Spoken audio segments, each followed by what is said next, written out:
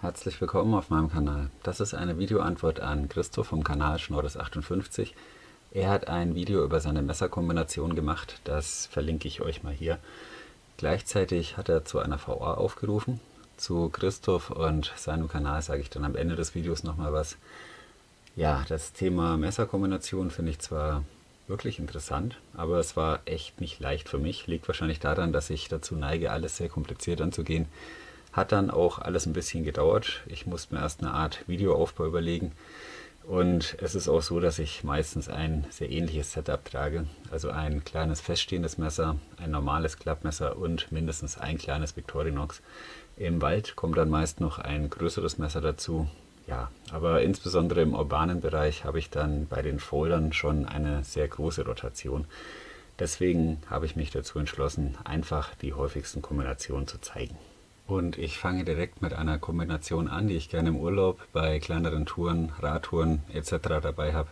Für die Essenszubereitung ist das Victorinox Swiss Classic zuständig. Ja, lange, rostfreie, flexible Klinge, extrem scharf, geringes Gewicht, sehr, sehr schmal. Also ideal für unterwegs, tolles Messer. Dann als nächstes ein kleines Messer, das sehr gerne unterschätzt wird. Das ist das Mora Eltris. Für mich eines der besten kleinen feststehenden Messer, die es gibt. Hervorragende Handlage, es ist extrem schneidfreudig. Man kann es als Neckknife tragen, also das ist für mich immer noch eine klare Empfehlung. Das ist ja auch schon länger auf dem Markt mittlerweile. Dann das Victorinox Handyman, für mich die beste Wahl bei den 91 mm Modellen. Da ist wirklich fast alles dabei, was man so brauchen kann. Pfeile, Schere, Zange, ja, natürlich die Klinge. Also richtig guter kleiner Werkzeugkasten. Ich lege das mal so hin, dann ist die Kamera nicht so irritiert. Und zum Schluss, das ist wirklich fast immer dabei. Also ja, eins meiner liebsten kleinen Begleiter, das Signature Light. Sozusagen ein Klassik mit Licht und Kugelschreiber, dafür aber ohne Pinzette und Zahnstocher. Ja, das Signature Light und das Handyman bleiben hier gleich mal liegen. Die sind auch Bestandteil der nächsten Kombination. Das räume ich mal weg. Das ist dann sozusagen die Wald- und Wiesenkombi. Ich habe hier eine große Pouch, die ist sehr häufig dabei, wenn ich zu meiner Freundin fahre. Ja, darin befindet sich das Florinox Kiana, ein großer, günstiger Backlog-Folder. Absolute Empfehlung, macht einfach nur Spaß. Hier ist noch eine Lasche frei, da kommt dann immer das Handyman rein.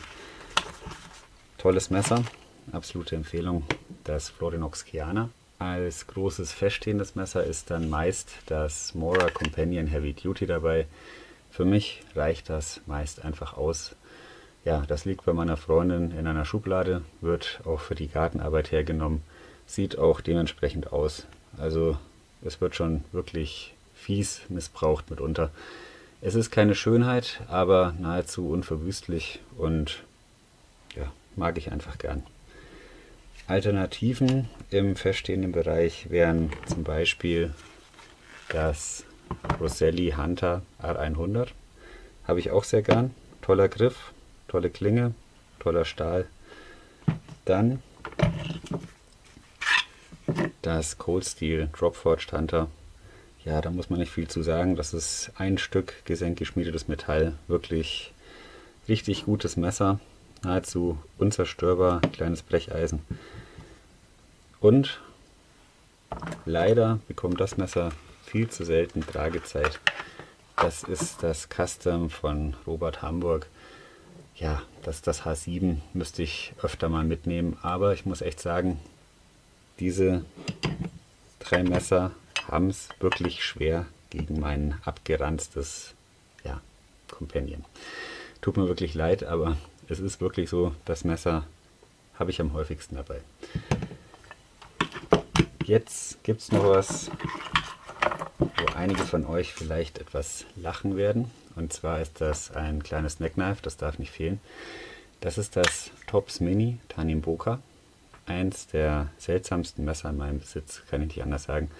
Klingenlänge um die 4 cm. Dann haben wir einen Scandi-Schliff. Das ist ein 2,5 Fingergriff, 2 bis 2,5. Hier hinten hat man dann noch ein Lanyard. Dennoch muss ich sagen, dass die Handlage sehr, sehr gut ist und die Form erinnert an ein Schnitzmesser und dafür nutze ich es auch. Also es ist wirklich ein sehr, sehr schneidfreudiges Messer. Es lässt sich sehr, sehr schnell nachschärfen. Ja, unterschätzt. Ich muss eins dazu sagen, das ist vom Zweitmarkt. Der Neupreis liegt bei diesem Messer, kann man fast nicht glauben, bei etwa 100 Euro. Ich habe es auch schon teurer gesehen. Also ja, tolles Messer, aber vielleicht ein bisschen teuer.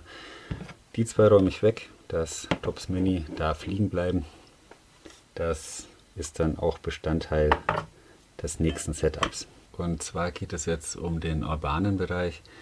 Auch hier wieder das 58 mm Victorinox Signature Light. Sehr gerne in Kombination mit dem Victorinox Spartan. Ja, das nimmt eine sehr besondere Rolle ein. Dazu sage ich dann gleich noch mehr. Jetzt erstmal zu den kleinen feststehenden Messern, die ich gerne als Neckknife trage. Auch hier gibt es eine gewisse Rotation. Ich habe hier das bereits erwähnte Tops Mini, das trage ich auch sehr gerne. Dann mein Mike van Dyke Custom. Das ist wirklich eins meiner meistgenutzten Messer. Ich mag einfach diesen Look und die Klinge ist nach wie vor einfach nur der Wahnsinn. Also nochmal ein großer Dank an Michael. Wirklich ein tolles Messer. Dann das Civivi Minimis. Ostapel-Design. Klein, leicht, sehr flach.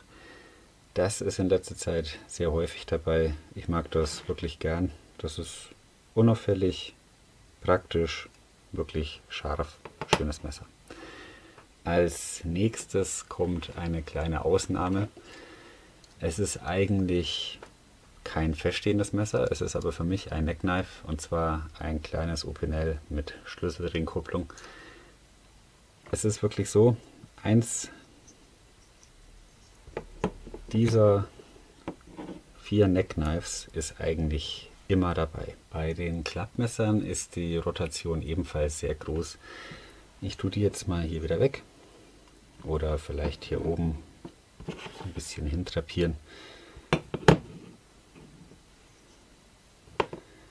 Also, es ist so, ich trage da wirklich viele Messer im Wechsel. Ich habe jetzt einfach mal exemplarisch 4 ausgesucht. Im Abspann zeige ich euch da noch ein paar Messer, die ich ebenfalls ganz gern dabei habe. In letzter Zeit begeistert mich das Essie Chirp. Ja, ich habe es leicht modifiziert, also das hat nichts mehr mit dem Zustand ab Werk zu tun. Diese Klinge ist einfach unglaublich, mit das schärfste und schnitthaltigste, was ich derzeit zu Hause habe. Ja, und das ist in Anführungszeichen nur die 2 Stahl. Dennoch wirklich ein richtig gutes Messer. Als nächstes ebenfalls in Anführungszeichen nur die 2 Stahl. Das Real Steel Luna. Für mich eines der besten Slip-Joint-Messer im Budget-Bereich. Eine sehr schöne Linie, gutes Griffkonzept, tolles Messer. Sehr gern dabei habe ich auch das Böker Plus Atlas. Ja, das ist ein großer Wurf von Böker, simple Konstruktion, aber wirklich sehr gut umgesetzt. 12:27 Stahl, also schlanker Aufbau, tolles Messer. Und stellvertretend für sehr viele Opinels hier das Opinel Gartenmesser ist auch eine Modifikation. Ja, was soll ich zu Opinel sagen? Das sind geniale, mitunter zu Unrecht kritisierte Messer. In Sachen Schneidperformance und Handlage sind diese Messer vielen anderen Messern einfach weit voraus. Da muss man ehrlich bleiben. Vorhin erwähnte ich kurz das Spartan. Und das ist mit Abstand am häufigsten dabei. Ersetzt ganz regelmäßig andere Klappmesser. Das liegt immer griffbereit und ich muss echt sagen, wenn ich nicht viel über meine Messerauswahl nachdenken möchte, dann kommt das Spartan mit. Es ist einfach so, die Kombination Spartan Signature Light ist für mich am häufigsten dabei. Dann noch eins dieser Neckknives. Ja, also meist ist es dann irgendwas im urbanen Bereich aus diesen Messern hier. So, das war meine VA für Christoph. Das war heute ein bisschen chaotisch. Ich wusste nicht, wo ich die ganzen Messer hinlegen soll. Deswegen, ja, tut mir leid. Falls es da draußen wirklich noch jemand geben sollte, der den Kanal Schnorres58 nicht kennt, bitte unbedingt bei ihm vorbeischauen. Ich verlinke euch Christophs Kanal in der Videobeschreibung. Ich kann nur eins sagen, viel mehr Kompetenz in Sachen Messern gibt es nicht. Er hat immer ein offenes Ohr, er hilft, wo er nur kann. Ich habe ihn auch schon sehr oft um Rat gefragt, er hat mir jedes Mal geholfen. Ja, Christoph ist einfach ein toller Mensch und das wissen wir alle in der Szene. Okay, das war's dann wirklich. Jetzt kommen noch ein paar Bilder von diversen Klappmessern, die sich in der erweiterten Rotation befinden. Gut, dann vielen Dank für eure Aufmerksamkeit. Bleibt gesund. Bis zum nächsten Mal.